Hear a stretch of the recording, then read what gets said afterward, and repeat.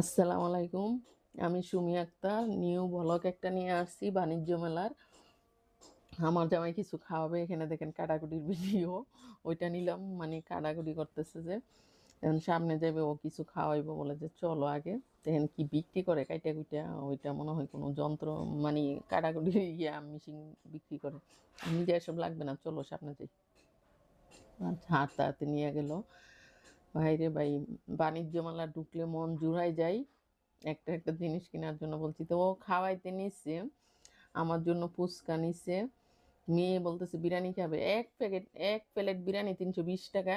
এই কয়টা মানে বিরিয়ানির চাউল দিছে আর একটা চিকেন দিছে 320 টাকা, ডাকাত টাকা। আমি দই ফুচকা নিছি।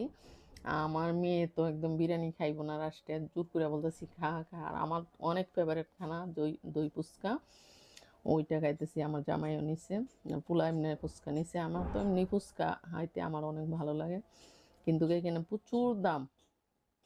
মেলায় আসলে টাকার বস্তা নিয়ে আসতে হবে, টাকার বস্তা ছাড়া মেলার মধ্যে আসা যাবে না। প্রচণ্ড দাম জিনিসপত্র। তো যারা যারা মেলায় আসবেন বেশি বেশি করে টাকা টুকা লইয়া তারপরে আসবেন।